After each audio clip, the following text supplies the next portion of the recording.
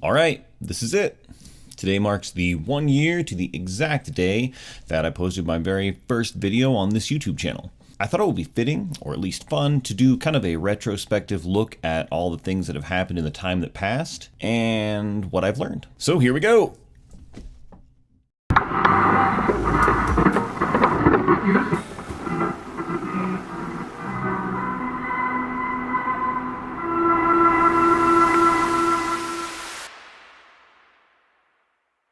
A lot has happened in the time since that first video in both my personal life and my professional one. As a quick side note, if you are interested in rewatching that video that started this channel, I do have the link right here and I'll also put it in the description down below.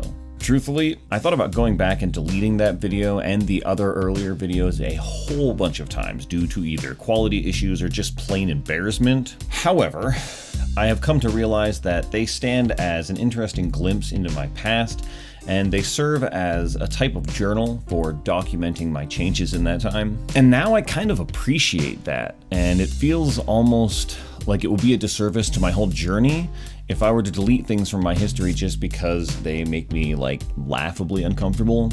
So I will let all of my old stuff stand as a reminder of how far I've come. That being said, let's compare a few things that I have improved upon. The first thing that stands out to me as a major improvement is the overall audio quality. Some of the videos that I'm releasing right now, such as my instrument build videos, were recorded before I refined my current audio techniques, but the things I'm currently producing have a much better audio quality compared to those early ones. That includes the addition of a self-produced backing track that I made especially to play under my videos.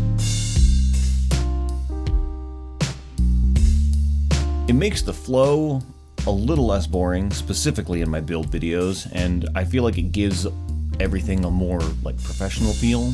Another big step in the overall professionalism is that I figured out how to properly program closed captions in the YouTube system. So now my videos have the subtitle option. Now, leading up to figuring this out, I had a lot of stress about it and was kind of worried about figuring out how to make it work. But now that I have it figured out and I've streamlined the system to doing it, it is a huge time saver in the overall editing process. I'm actually thinking about doing a separate video just explaining my process of how I do my subtitles for my videos, just as a guide to kind of help other people that might be interested in doing videos either on YouTube or on other platforms. If that is something that you're interested in seeing me do, just let me know in the comments down below and I'll bump that up in my schedule for planned videos.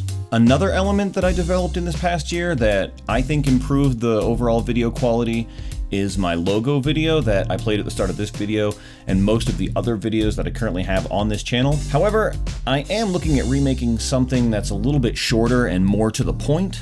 Generally speaking, I've just gotten more efficient at the whole process, start to finish, of filming, editing, and uploading my videos. And I've learned kind of how to learn. My ability to troubleshoot shortcomings and plan the way I want to remedy them has become a lot more efficient in this last year. So, generally speaking, on the technical side, I have had some serious exponential growth just channel-wide. But, as I explained in that first video on my channel, I didn't start this channel in order to make good YouTube videos. I started it so that I could make music and build a career out of making music. Admittedly, in the year since I started this, I have not put out as much music as I set out to do, as a self-proclaimed musician. Since the first video I put out, I think I've only done about 12 or 13 songs. Now, averaging one song a month is not bad per se, but on a personal level, I'd hoped to produce more in a year's cycle. Although, if I'm being honest, I did also produce about 8 or 9 different full songs or scores that were used for different films in that time, so I wasn't entirely negligent. And I also had a number of projects in my life that also took away some of my time. One of my bigger projects in this past year was building my recording studio from the ground up. That video series is linked right here.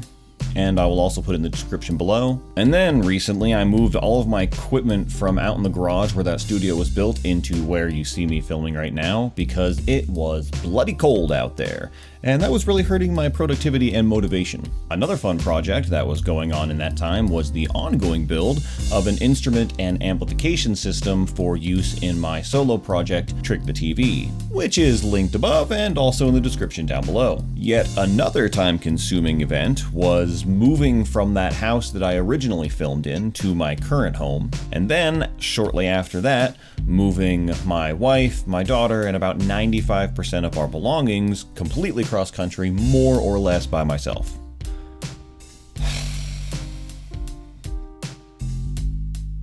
You know, honestly, before I sat down to make this video, I was kind of feeling down on myself about this past year, thinking about all the stuff that I hadn't done, wishing that I had done more. But now that it's all laid out, I'm actually pretty happy with all that I've accomplished and feeling a lot more positive about the following year. I have a lot of exciting projects planned, some of which are already in the production process. All in all, this first year on YouTube has been a pretty positive time for me, and truly rewarding as a learning experience. The only thing that I would really change is that I would be a lot less hard on myself and just kind of remember that I'm going through a process and that I have a goal and that I don't have to be achieving perfection at every single step of the way, as long as I'm continuing to work forward. So that is going to wrap it up for this video, reflecting on my first year of YouTube.